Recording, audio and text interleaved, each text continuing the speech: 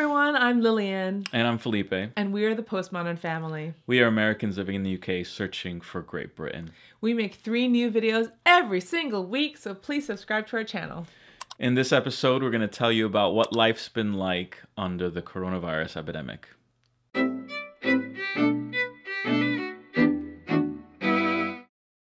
In stage 1, we say nothing is going to happen. Stage 2, we say something may be going to happen, but we should do nothing about it. In stage 3, we say that maybe we should do something about it, but there's nothing we can do. Stage 4, we say maybe there was something we could have done, but it's too late now. So what's going on? What are we doing, Felipe? I'm going to do some shopping. Why are you wearing a mask? Because of the coronavirus. Because you're in the vulnerable group. That's right, I am. Felipe is going to go do the weekly shop for us. We are on day 2 of my self-isolation because pregnant women are in the high-risk category now. So that means Felipe is going out, and hopefully he'll find some food for us because we keep hearing and I keep seeing pictures of shelves being empty, and we need food, so let's see how he does. So, I guess first question is, how do you think the British government has handled the crisis? The British government has been very careful in acting, I think, in terms of what the BBC's reporting, what kind of reports they release, and what kind of instructions that they give. Have all been, I think, very tight and orderly, I think. Like there's not... But what do you think Boris's government has... How do you think they've handled it? The government. How does British government handle the crisis? I think they've done a good job. I don't know. I'm fine with being home all day and stuff. So, but in terms of the effect it's having on the economy, I'm not sure if it's been handled very well in light of the economy. In terms of trying to contain the spread of the coronavirus, I think they've done a good job in keeping people social distancing and policing that, I guess. You're saying that life under the new way for you has been no different then? Very little difference for me. I'm already homeschooling, so it's not like I've suddenly got my kids at home for the first time and I'm trying to teach them, figure it out and stuff. So that I feel like that's not been any different. I work from home if I work at all. Most of it is from home. And most of the time I'm not working because I'm raising the kids, I'm taking care of the house, I'm a hashtag trad wife. So not much has changed. But how about you? Well, I think the British government's handling of this, I would have preferred it to be more of the way Japan and South Korea, and I think some of the Scandinavian countries have handled it, which is to say not shutting the economy down and just doing loads of testing. So I think the way the States, the way the UK, the way France and Italy basically shut it down, I think it might have secondary consequences that are going to be bigger than the primary consequences of the illness. Right. So in terms of a timeline, how we've seen it unroll or progress, what I remember is in the beginning, when the first reports of coronavirus were entering the UK and the government was not doing anything, they were basically not telling anyone any advice. People came up with theories about what the government was doing, and the videos of look, this is the capacity that the NHS has, so they're gonna trickle in a little bit here, and they're gonna try and get everyone a certain amount of people exposed to the virus instead of just shutting everything down. Right? Do you remember that video of this wasn't in the beginning. This was when the first few cases started arriving in the UK, which is, I think this was early March. When it first started showing up here in the UK. Yeah. Before that, it had already spread to other countries out of China. Yes. And many people argue that then was the time to start buying test kits, buying respirators, etc., see. and that the British government, all governments, should have seen that and started preparing then. When did But they it stop seems like flights? When did they stop flights? depends on the country. I think the U.S. stopped flights out of China in January, and the he UK? was criticized heavily for that. Yeah. I don't know the UK. I think February maybe. I think it was quite late because I Yeah. remember friends of mine returning in February from Yeah. China. Yeah. So And the they weren't even advised to self-quarantine. They were just released. yeah. Yeah. So a lot of the critique on Western governments has been the slow response. And then when the response came, I think the response potentially kills the patient, let's say, is a sort of a this isn't I think the unfair critique is to say that people who, like me, say that we shouldn't have locked the economy down, don't care for the lives of the people who are dying from coronavirus. I mean, that's like saying many thousands of people die in car accidents every year. Okay, stop all car traffic because of it. And if you oppose that, then you don't care about the people who die in traffic accidents, right? So it's a false Economy. critique. So yeah, I think I disagree with the way the governments handle it, but I'll support. I'm not disobedient. I'm obeying the laws, and I'm working from home, so that's different for me. And having to carve out a space at home to work has been a bit of a challenge. But we're really grateful that we still have work, and that's the thing about this, shutting down the economy is people losing work, their livelihood, their salaries, their jobs, and can people recover from that? I wonder. And then the other thing is like there's a big mystery still about how deadly coronavirus is. What are the actual rates of death if you have it? And basically, if you're not getting tested, if you're not testing the whole population, how do we exactly know what the likelihood of death is? It's very scary that people are dying from it, but people do die from the flu as well, And so the question, like Felipe and I actually had some cold-like symptoms about a week ago. Corona-like symptoms. Yeah. So like coughing, you can even hear it in our voices still. Stuffiness. He had a low-grade fever, and I lost my sense of taste and smell, and I still can't taste and smell, and it's been 9 days. And then our son Humphrey had a runny nose and a low-grade fever, and then our daughter Doris has been fine. So in terms of like, we could have had coronavirus, but we're not getting tested. The UK is not sending test home kits or anything like that. No, yeah. So we don't know how dangerous it really is. And to shut down the economy based on not knowing how deadly this thing is a bit irresponsible, maybe? Yeah. I don't know. Yeah. I don't know. But I would also comment that there's a reckoning coming with China, because this has been Revealed that it's been propaganda from China from the beginning, trying to hide the extent of it in December, and then the WHO being basically a propaganda arm of the Chinese Communist government, putting out statements in January saying it can't be transmitted between people. Yeah, but what was the whole like don't wear masks thing? Like, why not? Yeah, I think perhaps to protect the supply chain to healthcare workers.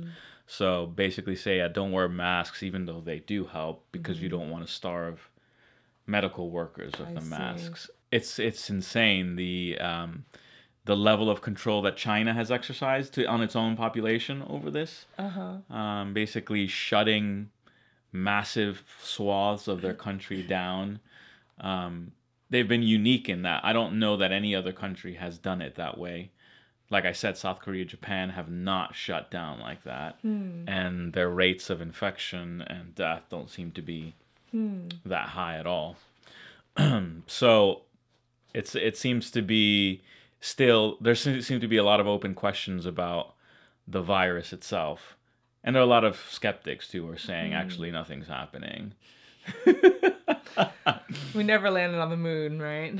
So what do you think about what are your theories on how this started? Like, where did the coronavirus come from, do you think? My position is that it was an accidental leak of a bioweapon out of Wuhan. Oh, So wow. Wuhan apparently had, I think they've said they've destroyed the lab now, but the only advanced bioweapons lab in China, like a few miles from the wet market where they say it went from bats to humans. Okay. But I think it was either an accidental or intentional release of the virus. But on their own people? Like, that's... You see how they treat their own people? I mean, are you kidding me? And how they have concentration camps for Muslims. Really? Yeah, to re-educate them and eradicate their Muslim faith. And how they've treated the dissidents and the protesters and the doctors who tried to warn the world have disappeared or died. Yeah. So China is no joke. The useful idiots who love communism and socialism and uphold China as a model, I don't know anyone like that. are criminal in basically whitewashing what's happening here. So you think that the Chinese government is totally guilty? They were deceptive and yeah, I think so. they I think should be there's held too many. accountable. There's too many advantages to China. So look at it now. Look at the landscape now. So they were the first to get hit. They've managed the situation now. It's spread to everyone else who's getting weakened, and everyone else who's weakened, where they're buying their masks, their kits, their respirators from. They're getting them from They China. were always getting them from China. I know, but now there's an access increase, and some of the European countries have been doing testing on the kits they've received from China, and they've been marked with corona. They've had trace quantities of coronavirus on the test kits and on the masks. So That's evil. so there's a way to leverage this situation. So the airlines now need bailouts, et cetera, et cetera. There's definitely a way to come out of this stronger. And it's possible that China is trying to go for that. To top it all off, of course, Chinese government officials are trying to spread the theory that the U.S. Army released coronavirus in China. So it's like... It just shows that they're guilty, because why would they try and blame Yeah. the And US then, government? yeah, and then on top of that, to add insult to injury, they're putting out propaganda saying the world now owes China because we crippled our economy to stop this thing dead in its tracks. Like, the spin machine is just so out of control. Basically saying, yeah, we've done it. You know, you should be proud of your country. Yeah, it's just... Do you think there are people who live in China that See through it and are very think- angry with I think there are. And the way they treat Chinese Christians, too. A lot of churches are being demolished. And Yeah. I mean, it's a totalitarian regime. Point of fact. And we continue to enrich them. It's so huge, though. It's so huge. How do you topple something like that, you know? There's no toppling. You just have to shift your manufacturing back to your own countries. Because that's how China gets stronger, is you keep buying its goods. Wasn't there a video someone released from within China talking about how they've been treated? So this was during coronavirus, and how what was that video? Some Chinese person coming out and saying the Chinese government is not taking care of its people, and they'll probably end up getting killed for leaking this video out. Oh yeah, I remember that. Yeah. And it was Yeah, but the original doctor who raised the alarm. Yeah. He's since died. Right. I know. Yeah. Or whether of the virus or just offed, who knows? Well, they said he died from the coronavirus. That's what they said. But he left behind a wife and child as well. So, yeah. So I don't know. I feel like there's a lot of mystery involved. Like it's just not clear where this came from, because then a lot of people are sharing their markets where they're like people are eating just live all sorts of disgusting animals and eating bat soup and but you must wonder, haven't they always been doing this? Right. And so why now these crazy viruses are coming out? Why? So no idea. It's just SARS 1, SARS 2, all this jazz. I don't know, man. I don't know. It doesn't make sense for me, though, that you would cripple your own people and economy as an attack on the world. Because you would if you knew that it would spread to the rest of the world. It's just not right. I don't know. But you also wanted to off people in your own country. Oh. Dissidents, criticizers, rebels. So the whole Hong Kong protests, where have they been? Mm-hmm. Completely silenced, right? Mm-hmm. So you have Taiwan to contend with, Hong Kong to contend with, the Muslims. You have swaths of people that probably are not fans of the communist regime. Mm-hmm. And so what better way to get rid of them than to kill them? So can you imagine? I mean, there were videos of people being picked up just on the street by cops and stuff. Mm-hmm. And everyone's tracking where you are and everything. Mm-hmm. So what if under the guise of you've got coronavirus, you need to be quarantined, you need to be picked up, they identify with markers everyone who they don't want. And they say they've got coronavirus, quarantine, or they died, assassinated. It's a big conspiracy theory. I don't know. Yeah, I'm Alex Jones over here. But I wouldn't put it past them. I don't know. That's crazy. Yeah, how do you think this will end? Because we're still in the middle of it. We still don't see an end in sight in terms of when the coronavirus will die down. And I think we'll be in lockdown in the UK at least until June, at least. So that's another 2 months from now. It's been 2 weeks, and your colleagues are already done with it. They're like... Yeah. So I think it's another 2 months at least. Oh, wow. And then, I don't know how long it's going to take the economy to recover. It'll probably take a full year. And in the meantime, we're going to have a baby. But anyways, just because I say these theories, we're still practicing good hygiene, masks, gloves when we go out. Social distancing, lockdown, all that. Yeah, well, since we've gotten the symptoms, we haven't gone anywhere. Yeah. We made sure that we stayed indoors for at least 7 days since the first one.